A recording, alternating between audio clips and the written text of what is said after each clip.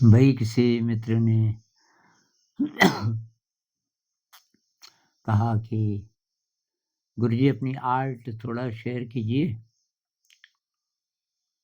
तो हो सकता है इन्होंने मेरी जो किताबें हैं, कुछ किताबें लिखी हैं, उनमें काफ़ी आर्ट है, वहाँ से इंस्पायर हुए हों।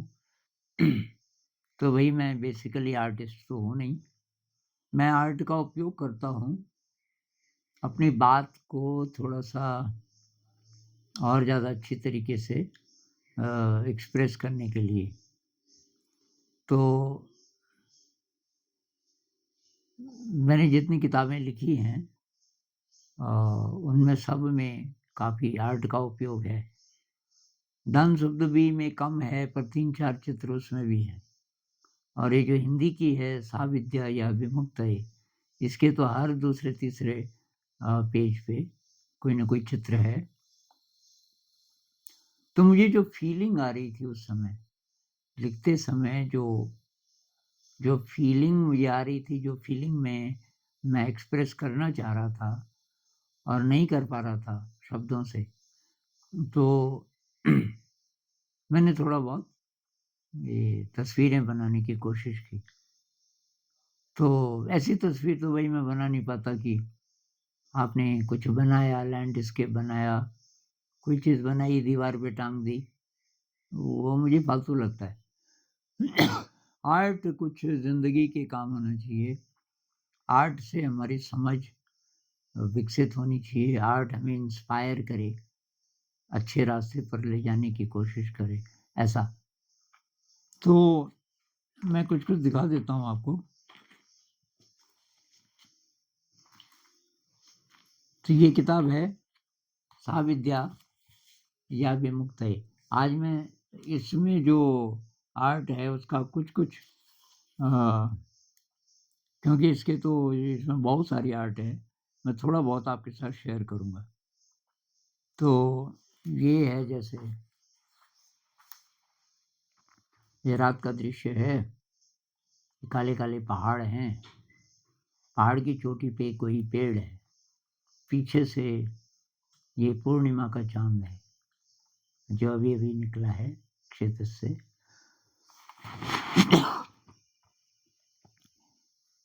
तो ये बात हो रही थी कि अलग-अलग उम्र में बच्चे का दिमाग कैसे-कैसे विकसित होता है। अच्छा, ये तो आप जानते ही हो, ये यिन है, ये यांग है। ये स्त्री है, तो ये पुरुष है। ये रात है, तो ये दिन है। ये दिल है, तो ये दिमाग है। ये दोनों जब ऐसे मिल जाएँ, तब परफेक्ट सर्कल बनता है। इस पे काफ़ी सारी डिस्कशन है इसमें और ये मैं कुछ वीडियोज़ में भी मैं इसको दिखा चुका हूँ, इस चित्र को। कुछ-कुछ मैंने ये ऐसे वाले बनाए हैं। ये पुराने मकानों के या कहीं-कहीं महलों में मिलेंगे ये पिलर टाइप का और ऊपर गया ये और ये प्रवेश द्वार भी हो सकता है। तो अब ये अंदर जो चर्चा चल रही होगी, उससे ही इंस्पायर हुई।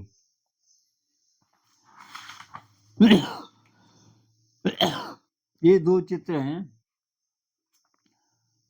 जिनका क्या मीनिंग है, अब ये आपको क्या समझ आता है, आपके हिसाब से क्या मीनिंग है, आप पता कीजिए। तो इसमें शायद अज्ञात की बात चल रही है, रहस्यमय। और ये एक चित्र है, ये वाला। आपको इसमें क्या दिख रहा है, आप मुझे बाद में बताना।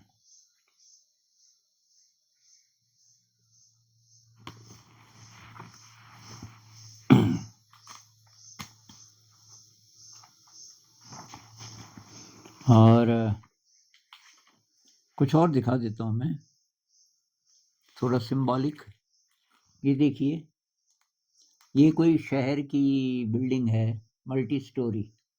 इसमें ये साइड में पाइप दिख रहा है। यहाँ कोई वनस्पति उग गई। तो ये विद्रोह का संकेत है। प्रकृति को आप बाहर नहीं रख सकते कि आप प्रकृति को खत्म कर दो। प्रकृति विद्रोह करेगी आपके ये जो मल्टी स्टोरी स्ट्रक्चर्स हैं, चाहे उसमें कोई मिट्टी नहीं भी है, वहाँ भी उग करके धीरे-धीरे तोड़ देगी दीवारों को।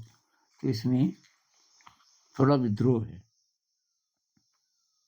जैसे वो कविता है ना एक निराला जी की, बादल राग, बादल राग, तो उसमें भी विद्रोह की बात है कि ये जो बादल हैं ये भयंकर बिजली गिरा सकते हैं, भयंकर बारिश होती है। तो जो घास के छोटे-छोटे तिनके हैं वो खुश होते हैं, लेकिन जो भयंकर बिल्डिंग्स हैं और उसमें रहने वाले लोग हैं, वो डरे रहते हैं। झुग्गी-झोपड़ी में रहने वाले लोग खुश रहते हैं।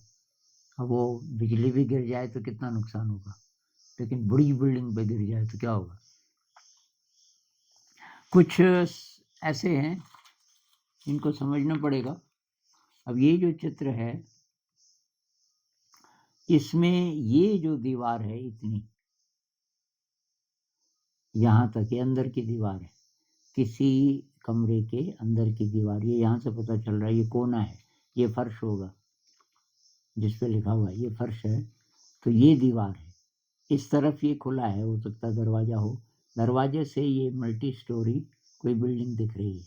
इधर खिड़की से बाहर भी मल्टी स्टोरी बिल्डिंग्स दिख रही हैं। एक चिमनी है, धुआं उगलती है, कोई फैक्ट्री है शायद। और यहाँ चांद उग रहा है, ये रियल चांद है बाहर, जो फीका पड़ गया चिमनी के धुएं ने, जिसको ढक दिया, काफी हद तक धुंधला कर दिया। लेकिन ये जो चित्र है प्रकृति का, ये अंदर की दीवार पर है। यानी कि जहाँ महानगरों में छोटे बच्चे के लिए प्राकृतिक परिवेश न हो, तो आप क्या करें, आप अपनी दीवारों को ऐसा पेंट करो कि वो ऐसा लगे कि यहाँ बड़े बड़े पेड़ हैं और ये चांद उग रहा है। ऐसा एक आइडिया इसमें दिया गया है कि आप कैसे करके अपने कमरे को थोड़ा सा ऐसा बना दो कि उसमें ऐसी फीलिंग आए। और कुछ और दिखा सकता हूँ मैं आपको।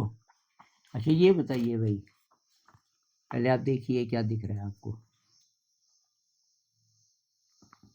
तो ये रात का समय है, ये पहाड़ है, इस पहाड़ के एकदम ऊपर रिज पे ये पेड़ है, बाकी आकाश है इसके पीछे, ये चांद उग रहा है, पेड़ के पीछे थोड़ा सा चांद दिख रहा है।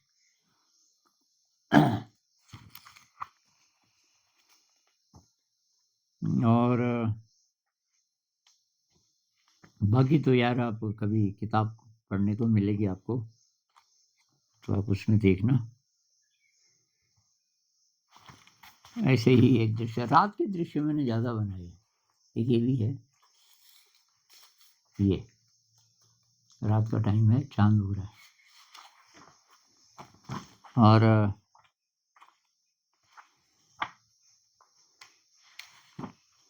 इसमें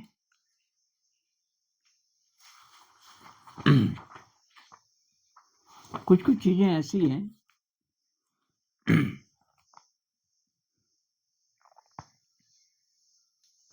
ये भी थोड़ा सा पढ़ देता हूँ। यदि विज्ञान इस दृष्टि से भौतिक जगत की छानबीन करे कि यह जगत किसी अज्ञात का, किसी अनंत का हिस्सा है, तो फिर जगत के बारे में विज्ञान की समझ कुछ अलग तरह की हो जाएगी।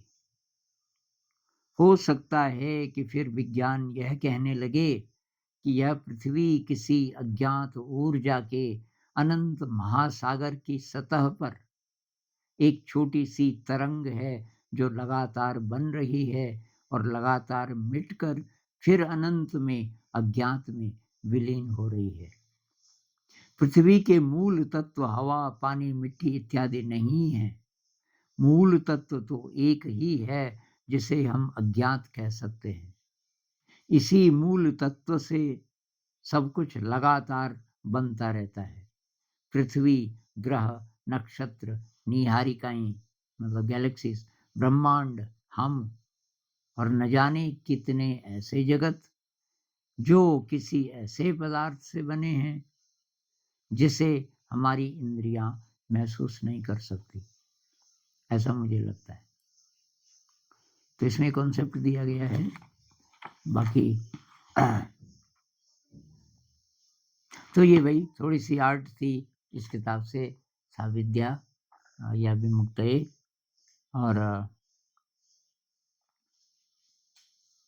कुछ और आर्ट शायद मैं किसी और दिन शेयर करूँगा, किसी दूसरी किताब से। नमस्कार।